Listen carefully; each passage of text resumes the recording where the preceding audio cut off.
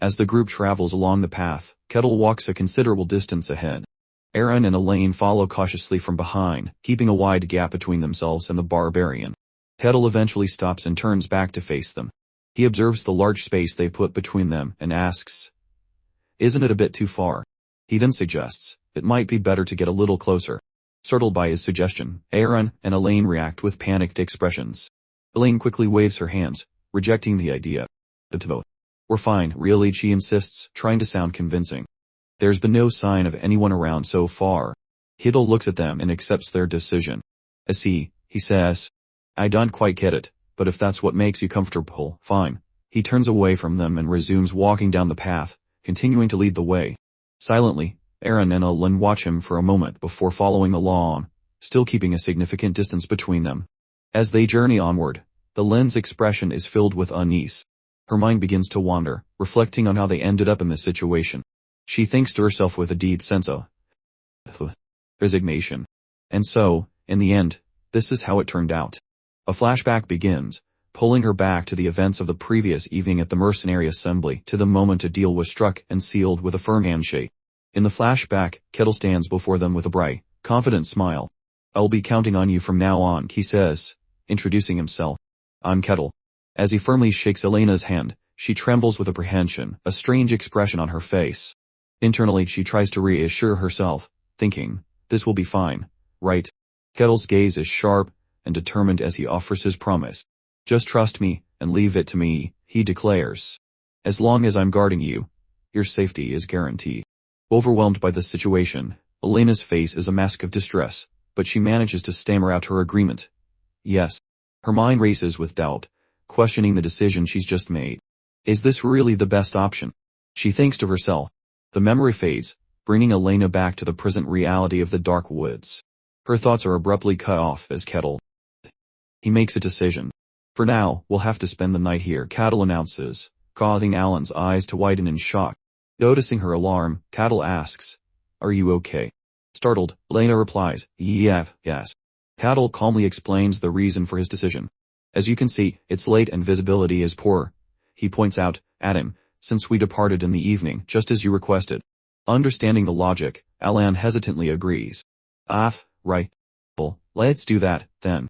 Kettle observes their continued unease and thinks to himself, "It looks like the fear of barbarians runs deeper than expected." He reflects on his past experiences, a hint of disappointment in his thoughts. Maybe this time it'll last longer. Putting his thoughts aside, Kettle addresses them again. "Anyway, I'll set up a place for you to sleep," he says as he begins to prepare. Kettle reaches into his pouch and pulls out a small glowing item. With a swift flick, a brilliant streak of golden light flashes through the air, and in an instant, a sturdy tent materializes right before them. Alan and Elena stare with wide eyes and gaping jaws, completely stunned by the sudden appearance of the shelter. "Ah, an artifact," Elena shouts in astonishment. Both she and Alan are in disbelief, thinking to themselves, "An artifact of that level? How could a barbarian have that?" Seeing their shocked expressions, Kettle gestures casually toward the tent. You mean this?" he asks with a slight smile, then explains, "I got it after completing a lot of requests." Alan and Elena's relief is short-lived as they are immediately hit with another shocking realization. Kettle gestures towards the single shelter and asks, "But there's only one tent, so you'll have to share it. Is that okay?" Worry, Elena turns to him and asks, "Hey, Kettle, what about you?" Kettle replies with a confident smirk, completely unbothered by the prospect of sleeping outdoors. "I don't mind. I'm used to sleeping outside anyway." He reflects on his past, thinking that compared to digging holes in the snowfields to sleep, their current situation is a paradise. He then reassures them, "I'll also stand watch the whole night," adding with a boastful grin, "There was a time in the snowfields when I didn't sleep for a whole month while being hunted by monsters." He privately admits to himself that his claim is a bit of an exaggeration. Turning his attention back to the nervous pair, Kettle says, "You two just sleep peacefully. I'll handle the rest." Looking down, Elena quietly interjects, "No, it's all right." With a look of genuine concern, Elena says to Kettle, "You don't need to overexert yourself like that. Let's take turns standing watch." Kettle, however, simply replies, "I don't mind." Unwilling to let it go, Aaron chimes in, firmly stating, "Neither do we." Faced with their unified insistence, Kettle pauses before finally giving in. "Well, if you insist, I suppose there's no helping it, he says, though internally he feels a tinge of regret. It was planning to gain your trust with this chance. What a shame, he thinks to himself. Meanwhile, Aaron's mind is filled with suspicion as he watches the barbarian. Who knows what he might do while we're asleep, he thinks, his distrust evident. The tense night eventually gives way to a calm, sunlit morning. Alina emerges from the tent looking completely drained with dark circles under her eyes. I didn't get a wink of sleep. I feel like I'm dying, she thinks to herself. She glances over at Aaron, who is sitting slumped against the tent, looking just as exhausted as she feels. Aaron, too, she notes grimly. Suddenly, a loud growl emanates from her stomach, and she clutches it with a pained expression. I'm hungry, she thinks, her fatigue now compounded by hunger. Kettle, who is nearby, turns his head at the sound. You're hungry? He asks. He looks at her and adds, well, you haven't had a proper meal. No wonder. Wait here a moment. Caught off guard, Alina can only manage a confused yes. Kettle then makes his surprising announcement. I'll cook something for you.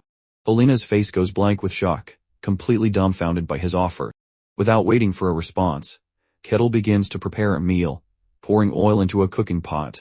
Kettle skillfully tosses some chopped ingredients from his hand into the sizzling pan over the fire. Alina watches, her eyes wide with disbelief as she processes the unexpected scene unfolding before her. The barbarian. Cooking. She thinks to herself, utterly perplexed. Beside her, Aaron shares the same expression of bewildered shock. They both stare silently, unable to comprehend the sight. Finally breaking the silence, Aaron stammers with a look of utter horror. Did you ever learn how to cook? Without missing a beat, Kettle glances back at them with a cool expression, and calmly replies, it's just a hobby. As he cooks, Kettle's mind drifts back to his harsh past. He thinks to himself, those in the snowfields never cooked. A grim memory surfaces of his fellow barbarians tearing into the raw meat and blood of slain beasts, driven solely by the primal need to fill their bellies. In stark contrast, Kettle recalls how he chose a different path. But I cooked using the remains of those beasts, he remembers. It was a perilous endeavor, as the ingredients available in the snow fields were often foul and dangerous, and there were times he nearly died from them. Through countless trials and errors, Kettle persevered, slowly perfecting his culinary skills. He reminisces, I studied cooking in the snowy fields where even lighting a fire wasn't easy. His determination forged in that unforgiving environment leads him to a confident conclusion in the present. There's no place where I can't cook. With a confident thought, as expected, this too is far too easy. Kettle finishes his preparation. He turns and presents a beautifully plated pasta dish to Aaron and Aline. Here, it's done, he announces. The two stare at the appetizing meal. Their mouths agape in stunned silence. The expertly cooked pasta garnished with shrimp and herbs looks far beyond anything they expected. Ah, is all Aline can manage to say, her mind racing with suspicion. She thinks to herself, I can't trust the barbarian's cooking. There's no way I can eat it. Composing herself, Aline turns away, rejecting the food. Oh, no, I'm fine, she says, making an excuse. I don't really like crazy food. She then pulls out a small piece of dried ration from her pouch, adding, I'm fine with just this. Following her lead, Aaron clears his throat and also declines the meal. Same here. Kettle looks at them, and they're jerky, unfazed by their rejection. I see. Do you prefer jerky? He asks with a shrug. He turns back to his meal. Then I guess I'll have to eat this alone. What a shame, he says before taking a large, satisfying bite of the pasta. As Kettle eats, Aline watches him, her stomach grumbling and her expression filled with longing. I want to eat it, she thinks desperately.